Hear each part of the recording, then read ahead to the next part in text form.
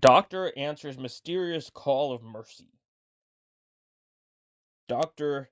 Gway L. Olson, a prominent surgeon from a large city in the northeastern United States, has never missed a hunting trip during the past 12 seasons in the wild country north of Lake Winnipeg in Manitoba, Canada. He has become so familiar with the country that he is able to get around quite well without a guide. In fact, Dr. Olson welcomes the peaceful tranquility of the lonely forests of central Manitoba. Whenever he feels in need of a sabbatical, he will often fly his float-equipped plane up to his favorite hunting grounds and weekend there. For some reason unknown to Dr. Olson, late in August of 1963, he found himself winging his way up to the tributary of the Nelson River that feeds the waters of the Hudson Bay into the northern neck of Lake Winnipeg. Although he had rarely hunted in that sector and was unfamiliar with the lay of the land, he had a strong compulsion to go there anyway. Given into his whim, he landed in a sheltered cove and unpacked his gear, pitching his tent on the banks of the water a few yards from where he had moored his plane.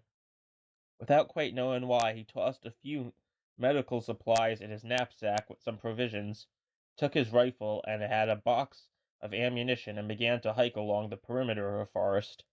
By 5 o'clock that afternoon, he reached a clearing which overlooked a scenic valley. Nestled against a hillside was a crude house with a jeep parked in front. He guessed that the vehicle belonged to a timberman because it had been rigged with a winch containing a reel of wire rope, which is used by lumbermen to work logs. He approached the cabin and was greeted by two cavorting, barking dogs. A woman in her late 20s emerged and hailed him. Dr. Olson smilingly patted the dogs and went toward the house. "I hardly expected to find anyone living way out here," he grinned. The woman, a ruddy-cheeked, big-boned French Canadian, smiled briefly and then said to him in French, "Do you know where there is a doctor?" Taken aback, the surgeon replied, "Who's ill?" "It's my husband," she said worriedly. "It's a terrible sickness he has." "Let's have a look," he told her, shrugging the pack off his shoulders and following her inside.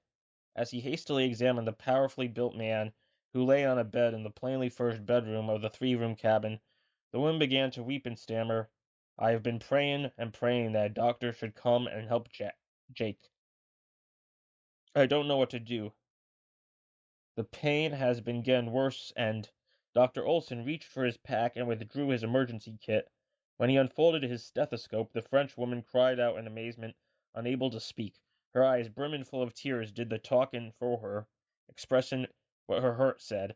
Finally, when she regained her composure, she asked, "He will be all right?" "I'm a surgeon," the doctor told her. "He has acute appendicitis.